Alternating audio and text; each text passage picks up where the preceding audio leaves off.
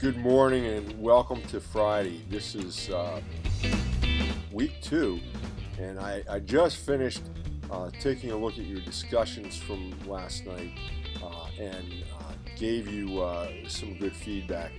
This is actually the GoTo makeup session. Nobody showed up, and that may be because the links were broken. Technology is a wonderful thing. You have to be on it all the time. Let me tell you a little story. One of my roles when I was at Disney, I was in charge of a technology program that was called, and when I say program, I mean all the applications as it spread out through the organization, called Executive Decision Support. Now, the way that Executive Decision Support, we used a piece of computer technology that, and again, this goes back to the 90s, so it doesn't sound so cool anymore. But back then, we ran meetings where everybody was interacting with a laptop. I had a responsibility for a laptop network that, to give you an idea how sensitive the information was, we would not allow the information to go into the Walt Disney World intranet system. So when I would run a meeting, I would actually have to get there very early and literally set a LAN up within the meeting room so that the network was running on its own system, its own network. And the interesting thing, the entire meeting was run through the laptops.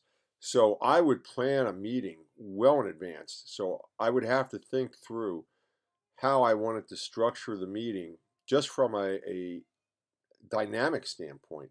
And typically, if you've ever facilitated meetings and have ever planned meetings, you might realize the number that I'm going to tell you. Typically, for 8 hours, it takes 3 days worth of solid planning in order to plan out those 8 hours. So basically, it's a 3-to-1 ratio. At least from a consulting standpoint, that's how I build my time. Now, when we went to the executive decision support technology and we were running the meetings through the computer system, it added another day for me to go in and program the application for the meeting. So everything that I had worked out with regard to the meeting, I then had to make it work inside the computer system. And the rule as I was teaching this skill and this information to other consultants was always practice, practice, practice once you get it set up, because there are so many internal steps for each step in the meeting that very easy for a piece of code to become disjointed, point the wrong place and break, and there you are in a meeting. Everybody's interacting on the laptop, and all of a sudden the meeting goes nowhere. So make sure that what you want to happen in the meeting electronically is going to happen, and run through a number of different scenarios in a practice mode so that you make sure that something just simply doesn't go awry. Murphy's Law, right? Well, so going into a meeting, I might actually run through the electronic version of that meeting 4 or 5 times, including right up to the hour before, to make sure that nothing happens. And I've been in a few instances where something just happened to we put the wrong input in, and we got a very, very odd output, and I knew there was a problem.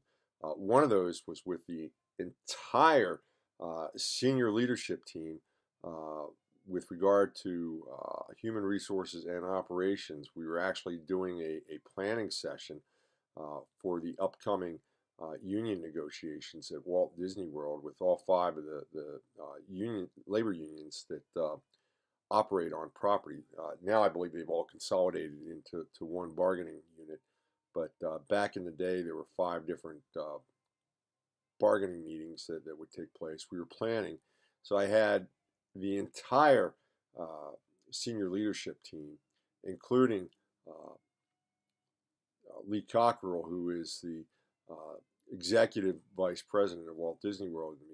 It was his meeting, And the system broke down in the middle of the meeting, and I was just absolutely, positively embarrassed. And my partner, who we would work together to facilitate that type of meeting, he was doing the best job he could do, doing a two-step, while I went into the program and started diagnosing and fixing and making things work. And I didn't realize, because I was so into getting this fixed and getting the meeting back on track, that I forgot to turn off the projector, and everybody, instead of watching my partner and listening to my partner, they were actually watching me work on the computer and fix the executive decision support program that we were implementing. And when I realized it, just about the time I was finishing up, again, another embarrassment, and I spoke and I said, I am so sorry that this happened, but we're good to go going forward. And Lee Cockerell, who, by the way, after he retired from Walt Disney World, became one of my personal clients, uh, turns to me and he goes, "What are you apologizing for? We just watched you perform brain surgery on a computer." So it made me feel good, but at the same point in time, technology, if you're not right on it, something is always breaking, and it sometimes is inexplainable. Um, so at any rate, my apologies for any of you that were trying to get in and didn't see the last minute replacement links. This is your session. This is everybody's session for week 2 GoTo training. Boy, that was a long story. Anyway, this week we do 2 things. And they may seem kind of disjointed, but I want to bring them together. There's the discussion and then the assignment. We've had, by the way, I want to say now, we went through a very long drought in Florida, and we now have about 10 days straight of monsoon type rain. My allergies are going crazy. Okay, so there's the disclaimer. At any rate, two separate things going on this week. The first is that we have the discussion, which is all about measurement. The second is with regard to your press release and writing a press release. So let's talk the press release first. What you want to focus on in determining your press release is either writing about a press release for an event that occurred at your case study company, or create an event at your case study company that would be a realistic scenario that you could then do a press release on. Now, here's the thing, and this goes back to week 1, so we're kind of connecting all the dots. It's got to be newsworthy. It's got to be something that you are going to enhance the trusting relationship that you're building with your influencers and your stakeholders, and making it worth their while to absorb and read and then pass on to others. So let's talk about what we really do for a moment at in a public relations practice. We are the storytellers, is what it boils down to. We're the ones that tell the brand story, we tell the product news story, and we tell the company news stories, all through earned media. That earned media is critical. We don't do it through paid advertisement.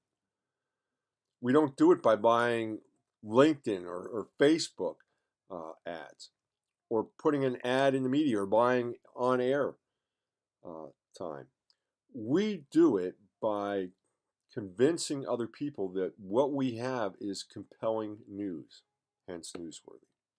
So make sure that your press release is about a newsworthy topic.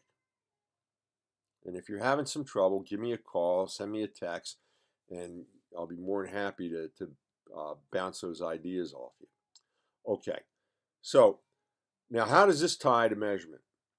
Well, we have a goal in mind. What's the goal of the press release? Well, we're either enhancing the overall brand, we want to see movement, we want to change behavior initiative with regard to the perception with regard to a product or the perception with regard to the overall company.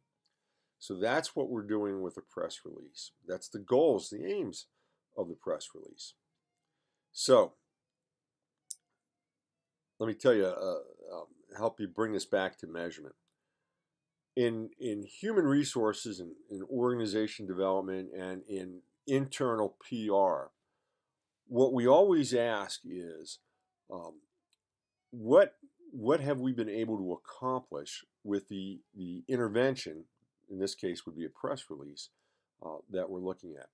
And there's a gentleman by the name of Dan Kirkpatrick, and he created a model for measurement way back in the 60s. And essentially, he looks at 4 levels of measurement. The first is, what's the reaction? So when this press release hits, let's say it's internally, what's the reaction of the stakeholders, of the employees? Did they enjoy the press release? Did they enjoy the way that it was presented to them? And the way the news was framed, how was that handled? So that's one thing to consider, is the reaction.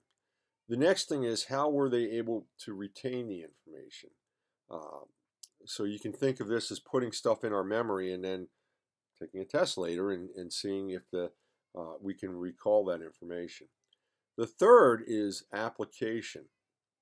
And the application is the behavior. What was changed? How did individuals take that information and do something with it? So one way of measuring is to measure the application, how people are using it. And finally, the last concept is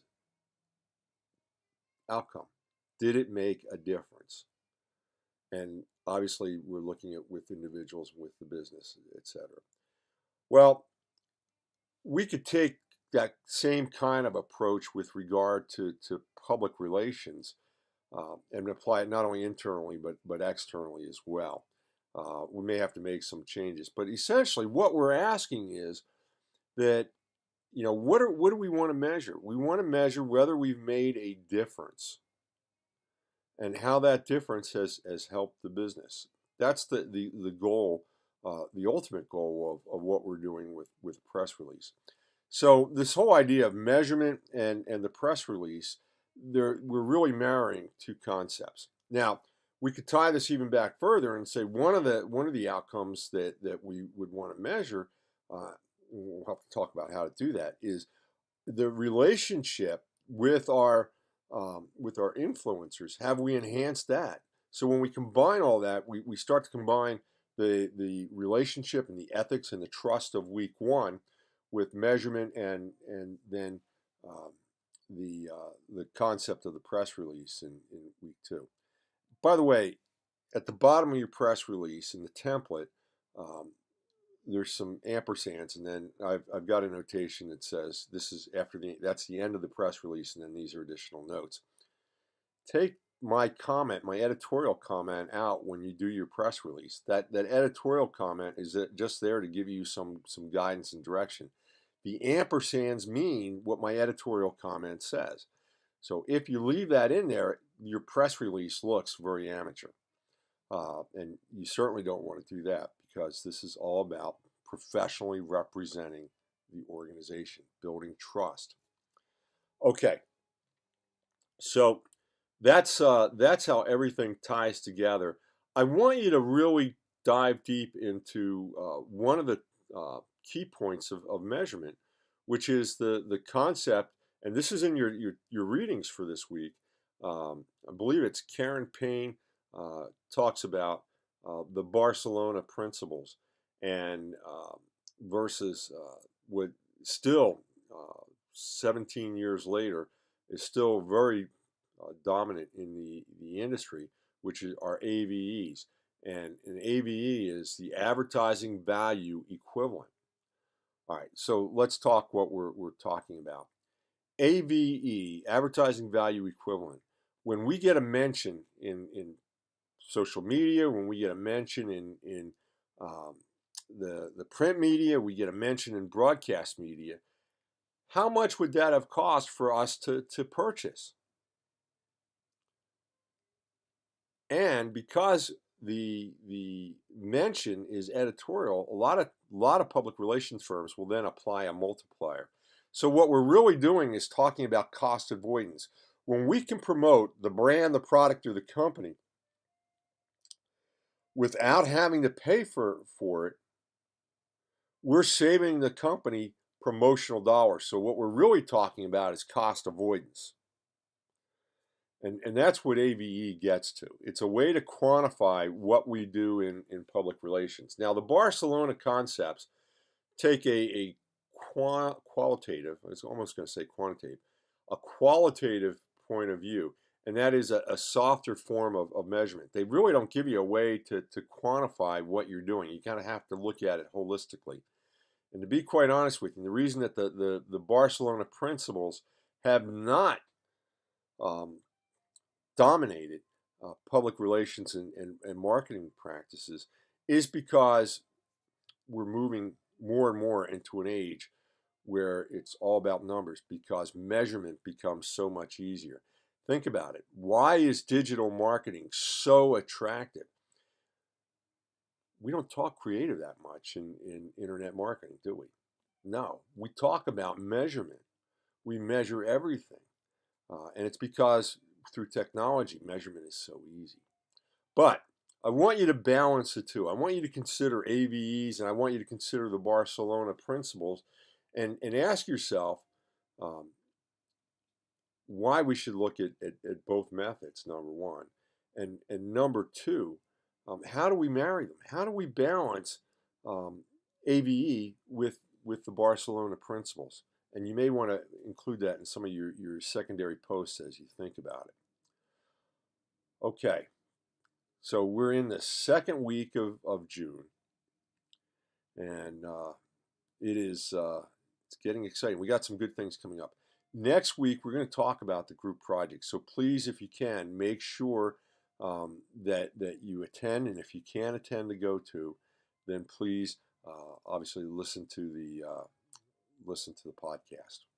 Wait a minute, this is a GoTo archive. In this case, this is a video blog.